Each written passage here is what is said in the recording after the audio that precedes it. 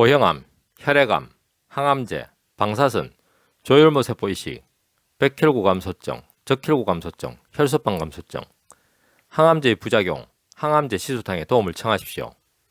다음은 항암제의 부작용에 대해 국가암정보센터 홈페이지에 기재된 내용입니다. 항암화학요법의 일반적인 부작용과 관리 방법. 오심과 구토.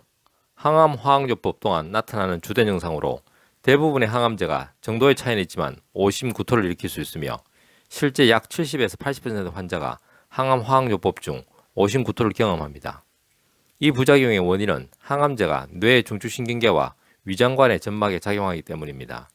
대개 항암제를 투여한 후 1시간에서 길게는 8시간 후에 증상이 나타나기 시작하며 항암제 투여 후 1주까지도 오심, 구토가 있을 수 있습니다. 어떤 환자는 항암제를 맞으면 토할 것이라는 이전의 경험으로 항암제를 투여받기 전부터 오심, 구토를 느끼기도 합니다. 오심과 구토는 대부분 억제가 가능하고 최소한 그 증상을 경감시킬 수 있으므로 오심 증상이 나타나면 의료진에게 즉시 상의하는 것이 좋습니다. 탈모. 탈모는 신체적인 고통보다는 환자에 주는 심리적인 영향이 큰 부작용입니다. 많은 항암제들이 정도의 차이는 있지만 대부분 모발 손상을 일으킬 수 있습니다. 대개 항암화학요법 후 1, 2주부터 빠지기 시작하여 2개월에 가장 심해집니다. 이러한 탈모는 머리카락뿐만 아니라 신체의 다른 부위에서도 일어날 수 있습니다. 치료 동안 가발이나 모자, 스카프 등을 사용하여 손상된 모발을 가릴 수 있으며 이 부작용은 일시적인 것으로 머리카락은 화학요법이 끝난 후 6에서 12개월이 지났어야 회복되기 시작합니다. 피부 및 손톱의 변색. 가장 흔히 나타나는 부작용은 피부색이 검어지는 것이나 외관상의 문제를 제외하면 문제가 없습니다. 피부가 건조해지고 가렵기도 하고 여드름이 생기기도 하고 손톱, 발톱이 검어지고 갈라지기도 합니다. 대부분의 이러한 부작용은 스스로 관리할 수 있습니다. 만약에 여드름이 생기다면 항상 얼굴을 청결하게 유지하고 피부 영양고나 치료용 비누를 구입하여 사용할 수 있습니다. 가려울 경우에는 파우더를 사용하듯이 그 부위에 옥수수 전분을 발라주면 됩니다. 건조함을 예방하기 위해서는 샤워를 하거나 목욕을 할 때 오랜 시간 동안 뜨거운 물에서 하는 것보다 짧은 시간 내에 끝내는 것이 좋고 크림이나 로션을 바르면 됩니다. 항암제를 정맥통에 주사하는 경우 항암제에 따라서는 혈관을 자극하여 경미한 통증을 일으키기도 하며 혈관에 염증을 일으켜 혈관이 딱딱해지고 혈관 위의 피부색이 혈관을 따라 검게 변하기도 합니다. 정맥 주사를 할 때 항암제가 혈관 밖으로 새어나오는 경우 항암제에 따라서는 주위 조직에 심한 손상을 주어 조직의 일부가 죽어 영구적인 상처나 흉터를 남길 수 있습니다.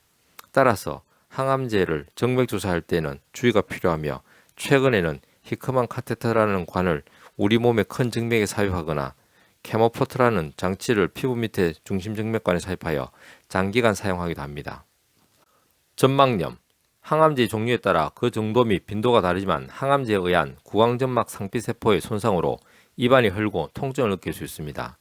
대개 항암화학요법 후 5일에서 7일 후에 증상이 나타나는데 음식물을 씹고 삼키기가 어려워지고 전혀 먹지 못하는 경우에는 입원하여 정맥주사로 수액 공급을 필요로 합니다. 또한 심한 경우에 입안의 상처를 통해 세균이 침투하여 염증이 생길 수도 있습니다. 입안을 구강청정액으로 자주 헹구는 등의 방법이 예방에 도움이 되며 약 2주에서 3주가 경과하면 완전히 회복되므로 이동안 구강을 청결하게 하여 2차적인 감염을 막는 것이 중요합니다. 자극성 있는 음식을 피하며 심한 경우 통증을 완화하기 위하여 국소 마취액이 포함된 액으로 입안을 헹구는 것이 도움이 될 수 있습니다. 구강뿐만 아니라 내장에 점막염이 생기는 경우도 있는데 이런 경우에는 설사를 일으키며 설사가 심한 경우 탈수를 막기 위해 정맥주사로 수액을 공급해야 하는 수도 있습니다. 심한 설사가 지속되거나 심한 복통이 동반될 때에는 의사와 상담하는 것이 필요합니다. 신경계 부작용. 가장 흔한 것은 말초신경에 일어나는 부작용인데 말초신경병증을 일으켜 손끝, 발끝이 저리고 무감각해지고 약해지고 통증까지 수반할 수 있습니다.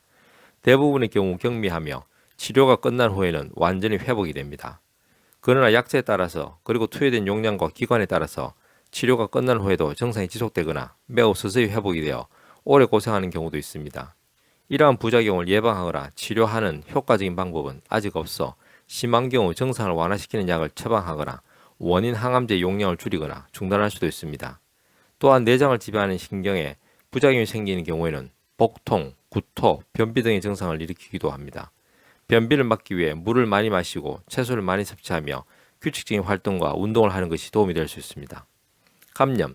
대부분의 항암제는 혈액세포를 활발히 만들어내는 장소인 골수의 기능을 저하시킵니다. 골수에서 만들어지는 백혈구는 세균 감염을 막는 역할을 하므로 백혈구 수가 감소하면 감염의 위험성이 높아집니다. 이러한 감염은 구강, 피부, 폐, 요로, 직장, 생식기 등 신체 어느 부분에서나 발생할 수 있습니다. 백혈구의 감소는 대개 항암 화학요법을 시작한 후 1, 2주에 시작하며 2, 3주에 최저로 떨어지게 됩니다. 이후 3, 4주에 정상으로 회복이 되는데 백혈구 수가 감소된 동안 감염의 위험이 증가하게 되므로 화학요법 후에는 감염을 예방하기 위해 주의해야 합니다. 가급적 많은 사람이 모이는 공공장소를 가는 것을 피하고 손을 자주 씻고 대변을 보고 나서는 좌욕을 하고 매일 샤워를 하는 것도 도움이 됩니다. 또한 피부를 통한 감염을 막기 위해서 피부를 건조하게 하지 말고 피부에 난 여드름이나 종기는 짜지 말도록 하며 면도는 상처가 날 가능성이 적은 전기면도기 사용하는 것이 좋습니다. 감기나 전염성 있는 질환을 가진 사람과의 접촉을 피하고 환자를 간호하는 사람은 손을 자주 씻어 손을 통해 균이 환자에게 전염되지 않도록 합니다.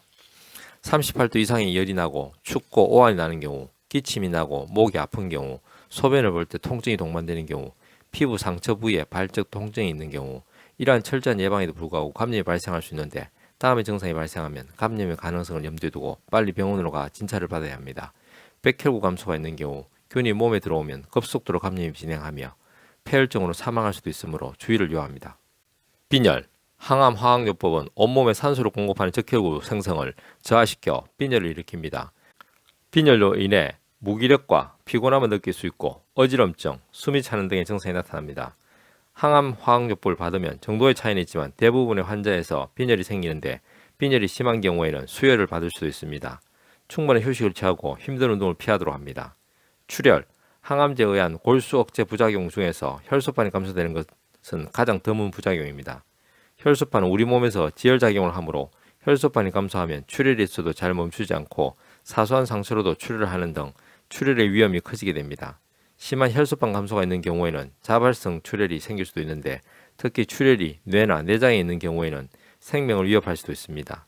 쉽게 멍이 들거나 피부에 작은 붉은 반점이 생기거나 잇몸이나 코에서 피가 나는 경우 혹은 붉은색 소변, 검거나 붉은색 대변이 배출되면 의사에게 알려야 합니다. 위험 수준의 혈소판 감소하는 경우 혈소판 수혈이 필요한 경우도 있습니다. 양치질은 부드러운 칫솔을 사용하도록 하고 코를 후비지 말고 다치기 쉬운 운동이나 활동은 피해야 합니다. 신장과 방광 부작용, 어떤 항암제는 방광을 자극할 수도 있고 신장에 일시적이거나 영구적인 손상을 남길 수도 있습니다. 이러한 항암제는 이를 예방하기 위한 약제를 같이 쓰거나 소액을 주는 등의 예방 조치를 하므로 실제 문제가 되는 경우는 적습니다. 생식기능의 부작용, 항암 화학요법은 생식기관에 영향을 줄 수 있습니다. 발생 여부와 정도는 항암제 종류와 환자의 나이 등에 따라 다릅니다. 남성의 경우 정자의 수와 운동성이 감소하여 불임이 생길 수도 있는데 이는 일시적인 경우도 있고 영구히 지속되는 경우도 있습니다. 그러므로 아이를 원한다면 치료 전에 의료진과 상의하여 미리 정자를 정자은행에 보관하는 등의 방법을 고려해 볼 수 있습니다. 여성의 경우 월경 주기가 불규칙해지거나 월경이 없어지는 경우가 있고 일시적 혹은 영구적 불임이 올 수도 있습니다. 항암제의 부작용에 대해서 간략하게 정리가 잘 되어 있습니다. 물론 항암제의 부작용은 위에서 기술된 사항 이외에도 실제적으로는 더 많은 다양한 증상을 보이고 있습니다. 항암제 부작용으로 힘드시다면 동양한의원의 도움을 청하십시오. 동양한의원의 항암제 시술탕이 항암제 부작용을 최소화시켜 드립니다. 따라서 항암제 처치 전, 중, 후에는 반드시 항암제 시술탕에 도움을 청하십시오. 한의학은 과학입니다. 한의학은 철학입니다. 건강은 균형입니다. 동양한의원은 균형입니다.